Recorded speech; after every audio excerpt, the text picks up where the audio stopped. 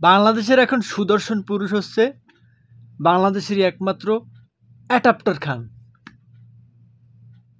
ও adult খান। তো বাংলাদেশের এখন সুদর্শন পুরুষ হচ্ছে অ্যাডাল খান। তো এই সুদর্শন পুরুষ হওয়ার পিছনে তার যে সফলতা, তার যে অর্জন, একমাত্র সেই জানে তার অর্জন করতে কেমন হয়েছে। এই হচ্ছে অ্যাডাল খান। মানে ওর চেহারার দিক চাইলে মনে হয় জানি ও একটা প্লাস্টিক সার্জারি করে প্লাস্টিক পুতুলই হাইছে। মানে এজ এ পুরুষ না মহিলা, এর নমুনা ধরতে আপনার 30 মিনিট লাগবে, সাক্কা 30 মিনিট লাগবে। এই যে 1 নাম্বার হয়েছে, আমি বিচার করে দেখলাম যে এই 1 নাম্বার হওয়ার পিছনে এর 2টা কারণ। এক কারণ, মনে করেন একটা ছোট্ট একটা গল্প বলি। মনে করেন এক ছেলে গেছে ইন্টারভিউতে দিতে যাইয়া দেখে যে যারা তার ইন্টারভিউ নিবে তারা হচ্ছে তার চাইতেও গোংরা, কিছুই জানে না। তো সে একটু শিক্ষিত, তো তার ভুল কেমনে ধরবে, সেহেতু তার জন্য সে ইন্টারভিউতে পাশ করে গেল। তো সেরকমের অ্যাডাপ্টার খানের যে ইন্টারভিউ নিব, মানে সুদর্শন পুরুষের, মানে ওই ইন্ডাস্ট্রিতে হেরা হয়েছে ওর চাইতেও গোংরা। এর জন্য ওর ইন্টারভিউতেও পাস। এই গেল 1 নাম্বার। আর 2 নাম্বারে হচ্ছে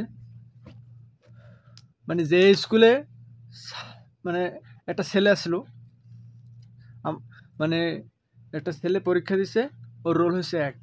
তো ওর চাচা জিজ্ঞেস করছে তোমার রোল 1 কেন? ও বলতেছে আমার কোনো প্রতিযোগী নাই, আমার ক্লাসে আমি একাই, এর জন্য আমার রোল 1 হয়েছে। তাহলে অ্যাডাপ্টার খানেরও সেরকম হয়েছে। মানে ওর ইন্ডাস্ট্রিতে সুদর্শন পুরুষের ইন্টারভিউ দিতে ও একাই গেছে, আর কেউ যায় না। তো সে বিচারে কি হয়, অ্যাডাপ্টার খানি রোল 1, অ্যাডাপ্টার খানি পাস করবে। তো এইসব কারণে অ্যাডাপ্টার খানের সুদর্শন পুরুষ।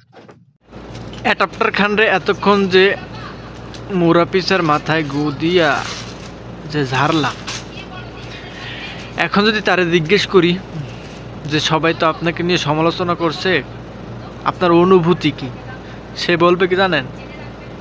ভাই, জীবনে সফল হইতে হইলে এটুকু অপমান সমালোচনা সহ্য করতেই হয়। তো আপনারা এতে কান দিবেন না, এটা হবে তার বক্তব্য। দেখবেন ভাই, যদি এই যে সদ্য ভাইরাল হওয়া দেলে ভাই আছে না, দেলে বাইরেও যদি কইতো যে তুমি সুদর্শন পুরুষ, তাহলেও মানা যাইত। আসলে এই সুদর্শন পুরুষ দিছে, এর আমি মানতে পারলাম না, এই সমাজ মান্য দেবে না। আপনারা যদি মানেন, আমি মানতে পারলাম না।